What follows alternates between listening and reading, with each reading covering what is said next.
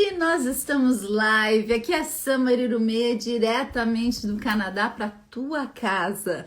E o assunto de hoje, gente, é dando início ao Outubro Rosa, e eu terei duas nutricionistas com as quais eu confio muito no trabalho delas, que é a Marlise Patrick e a Giovanna Patrick, ambas Patrick Stefani. Mandei o convite para elas. Bom dia, lindas! Que saudade de dar um abraço! Verdade, muito tempo, né? Muitos anos. Nossa, cheguei a me emocionar, enchi uma d'água aqui. Me conta um pouquinho, eu gostaria de compartilhar, né, com as pessoas assim, como é a prática de vocês, né? A Marlise, mais de 30 anos como nutricionista. Como foi essa evolução, Marlise, da nutrição? E você também, Giovana, já trabalha há pelo menos uns 10 anos, né? E como é que tem sido essa evolução nas últimas décadas do tratamento ao câncer? Eu acho que há 30 anos atrás, a própria profissão da nutrição não tinha um reconhecimento tão grande. Os próprios médicos não trabalhavam em equipe, a gente prescrevia dietas, né? Então, com o passar do tempo, os médicos em todas as áreas foram sentindo a necessidade de um profissional que acompanhasse de perto, com consultas mais demoradas, entendendo o paciente e podendo orientar o dia a dia dele. A saúde da mulher entrou muito forte nisso, porque a mulher já tem o perfil de buscar um profissional semestralmente, né? Já existe isso.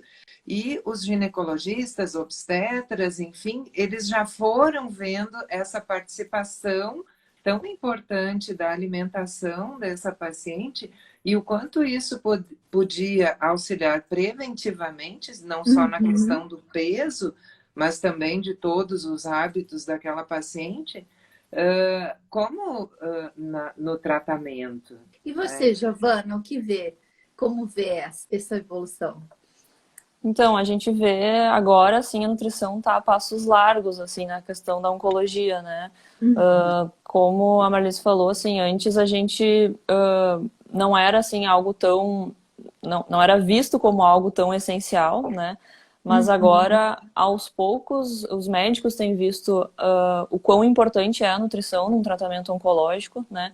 E a gente sabe o quão é importante na prevenção de qualquer tipo de tratamento, de qualquer tipo de tumor, né, de câncer, e o quanto a nutrição consegue ajudar esses pacientes a evitar ou amenizar alguns efeitos colaterais de tratamento, né, principalmente em mulheres com câncer de mama, que a gente sabe que o sobrepeso e a obesidade é um fator de risco, tanto para desenvolver o câncer, tanto com uma recidiva, né.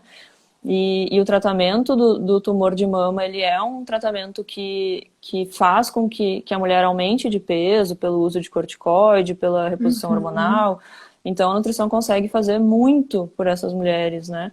E em vários outros tipos de câncer também a gente consegue atuar amenizando o efeito colateral e aumentando e melhorando a qualidade de vida desses pacientes, né? No decorrer desse desenvolvimento da nutrição, eu fui vendo os meus pacientes, as minhas pacientes envelhecerem. Então, foi isso que me levou a buscar a formação, ou pós-graduação em geriatria e gerontologia.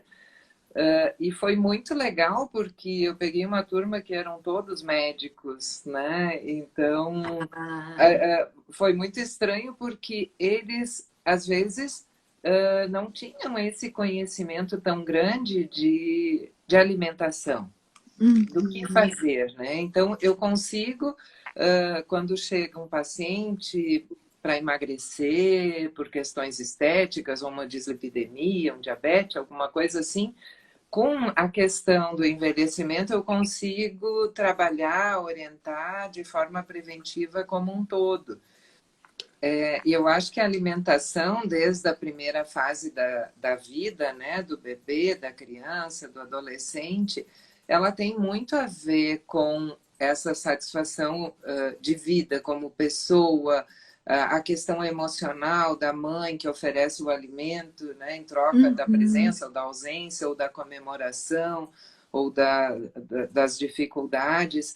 Então, o fato do paciente poder ter receitinhas, onde ele possa colocar aquela conversa que ele teve no consultório para dentro da sua casa, para dentro do seu prato e para dentro do seu corpo, eu acho que isso é muito genial, né? Isso mudou muito aquela nutrição de papelzinho que a gente entregava, né?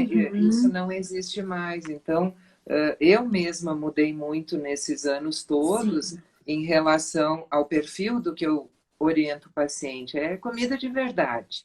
Giovana, você falou que a questão da obesidade, enfim, do peso, também altera a questão do câncer, né?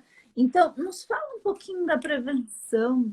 Isso, a gente geralmente, assim, cuida da paciente antes, né, de ter o diagnóstico, né, ou quando recebe o diagnóstico, a gente já não é aquela mesma dieta de um paciente que está desnutrido ou um paciente que precisa ganhar peso, né? A gente sempre vai focar nessa paciente no controle de peso, no controle da composição corporal. A gente tem que cuidar para que essa paciente, a gente sabe que ela vai ganhar peso, né? A gente sabe que ela vai aumentar o peso na balança, mas isso não significa que isso é musculatura, né? Ou que isso é gordura. Então, por isso que é muito importante a gente entender a composição corporal dessa paciente. Porque ela pode estar acima do peso, mas pode estar perdendo musculatura, né? O que a gente chama de obesidade sarcopênica, né? É ela estar obesa, mas ter pouca musculatura. Então, por isso que a gente sempre foca numa alimentação mais anti-inflamatória, evitar exatamente isso que vocês falaram de alimento ultraprocessado, alimentos hiperpalatáveis, né? Que são hambúrgueres, pizza, essas coisas que são mais gostosas, digamos assim, né? Não é que a gente não possa comer essas coisas ou que a gente precise tirar essas coisas do paciente, mas a gente precisa ajustar e evitar que isso se torne uma coisa rotineira, né? E assim, a gente sabe que tem alguns bioativos que são muito bons, né? A alimentação funcional entra muito nessa parte, né? Vitaminas do complexo B, zinco, selênio, resveratrol, mas isso tudo a gente não pode só consumir zinco, selênio, resveratrol, isso tudo a gente encontra na comida, né? Então não adianta a gente ficar enchendo a paciente de comprimido, de suplemento, sendo que a gente vai encontrar tudo isso em comida, né? Uma coisa que eu costumo trabalhar com os meus pacientes é que geralmente essas pacientes na menopausa, elas já têm mais de 40, mais de 45, algumas mulheres me procuram com 60, 70 anos. Então o que a gente tem que pensar é que se elas não estão acostumadas com esse tipo de alimentação, são 40, 45, 70 anos de hábitos, né? Não adianta a gente começar a encher essa paciente de dar um plano alimentar para ela com fruta, com verdura, com coisas que ela não está acostumada a comer. E aí, se ela não conseguir comer aquilo, ela vai desmotivar e não vai mais comer, né? Então, são coisas, são hábitos que a gente precisa trabalhar aos poucos para motivar essa paciente a incluir isso aos poucos na alimentação dela, né? Então, isso é uma dica que fica para todo mundo que não está acostumado a comer, incluir aos poucos, né? Se tu não está acostumado a comer uma fruta de lanche, por exemplo, coloca uma fruta de lanche no teu dia e vai aumentando gradativamente até que tu consiga comer as 5 frutas, 5 verduras no dia. É interessante isso, né? E se a gente pensa pela psicologia, assim, a pessoa, o pensamento e o comportamento, né? Então as pessoas às vezes elas dizem eu vou comer mais saudável. Mas o que é este comer mais saudável? E daí, isso é o pensamento. Eu vou comer mais saudável, eu vou me exercitar mais. E a gente vai para o comportamento, que é o que vocês estão dizendo. Então, pelo menos, se não come ainda nada, uma fruta por dia. Então, tu bota uma meta diária, factível, né? Que é possível da pessoa fazer. E daí tu conquista aquela meta. Daí tu vai indo, né? Mas sai do pensamento que eu só tenho que comer mais saudável. E sim, e a gente ainda a gente tem que lutar contra a mídia, contra as informações, às vezes, nem tão corretas, né? Então, às vezes o paciente, né, só quer emagrecer, só quer reeducar, e aí ele chega todo orgulhoso, já cortei o glúten, cortei a lactose, cortei... Nossa, quem te disse para fazer isso? Por quê, né? Então, assim, isso é muito individualizado. Há, sim, a necessidade de uma dieta anti-inflamatória em alguns momentos, mas, assim, não se sai cortando tudo, né? Mas uma coisa que tem me intrigado muito é a questão do jejum intermitente, né? Se vocês podem nos falar nessa questão do câncer, como é que funciona, como é que é a visão de vocês? Né? Sempre assim, com muito respeito a quem faz, né? Mas a visão de vocês, se vocês puderem compartilhar conosco. Eu recebo bastante pacientes, relativamente bastante pacientes que já estão fazendo jejum intermitente. Durante um tratamento, assim, nem sempre é recomendado, né? Eu costumo dizer que tanto a dieta cetogênica quanto o jejum intermitente... O jejum intermitente, na verdade, é uma estratégia nutricional, assim como a dieta cetogênica, assim como uma dieta low carb, assim como a periodização nutricional. Então, não é para todo mundo, né? O jejum intermitente, assim como a dieta cetogênica, são para casos muito específicos durante um tratamento quimioterápico, radioterápico. Vão ser raríssimos os casos que a gente vai usar o jejum intermitente durante um tratamento, né? Porque tu acaba produzindo mais corpos cetônicos, né? Tem uma janela. No final, assim, todo mundo faz um jejum intermitente. O que são os corpos cetônicos? Eu e a audiência queremos saber aqui, gente. Tu acaba... Eu aprendo com vocês, meus amores. Corpos cetônicos. No final, todo mundo faz um jejum intermitente, se for parar para pensar, né? Porque, por exemplo, a nossa última refeição vai ser 8 da manhã. E a gente vai acordar 8 da manhã. Então, a gente já fez aí uma janela de jejum intermitente, né? O que diferencia é que algumas pessoas fazem uns protocolos de 16 horas, 18 horas. Então, a janela de alimentação, ela é muito mais curta e as pessoas acabam...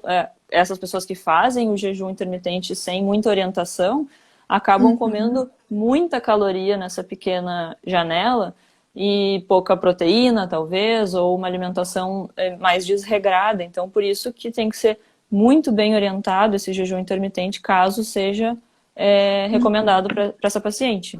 Sou a rainha da moderação, né? Eu acho, nesses anos, nessas décadas todas, eu já vi todas as dietas possíveis e imagináveis, né?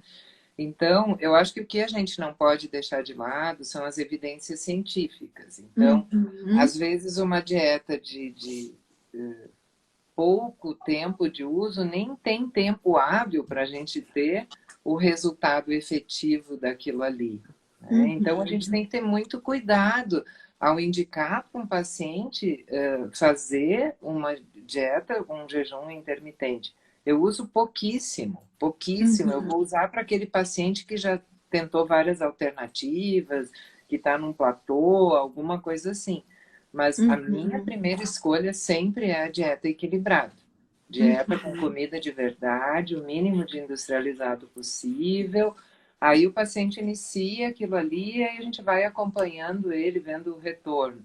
Eventualmente a gente usa uma low carb, eles gostam muito, e bem calculada, é possível sim dar um resultado, né? Deixar os carboidratos mais para o período do dia, onde tu tem uma atividade mais intensa, fazer uma restrição maior no final do dia, à noite, enfim. Mas o profissional ele tem que ter muito cuidado em relação a isso. A minha primeira escolha sempre é alimentação equilibrada. Eu acho que isso é importante, a gente tirar essas crenças antigas de que o nutricionista ia lá e ele te tira um monte de coisa, né? Mas sim troca. Eu me lembro de épocas seguindo a nutrição, assim, nutricionista, de comer muito mais do que eu comia antes, né? E ter resultados melhores. Fica aquela sensação, né?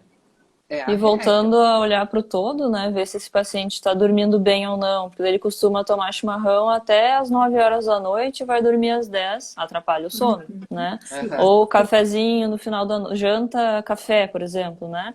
Aí, não consigo dormir bem, preciso tomar remédio para dormir. Tá, e se a gente trocar esse café por um café descafeinado? Já não precisa, talvez não precise mais tomar aquele remédio para dormir, né? Então, por isso que é importante conhecer o paciente como um todo e não só uma e outra orientação, né? Por isso que, me dá uma dieta para fazer. Eu não posso, eu preciso te conhecer para entender o que eu tenho que te recomendar, né? Então, um grande Muito bom. abraço, meninas. Muito obrigada. Beijo, beijo, beijo. Louca para ir no Brasil, Obrigada. né? Que esse Covid permita a gente ir no Brasil e poder Verdade. abraçar vocês pessoalmente. Tá passando, se Deus quiser, estamos indo para as finaleiras. Amém, amém. Um grande Amém. abraço, queridas. Obrigada. Obrigada. Gratidão. Beijo. Tchau, tchau.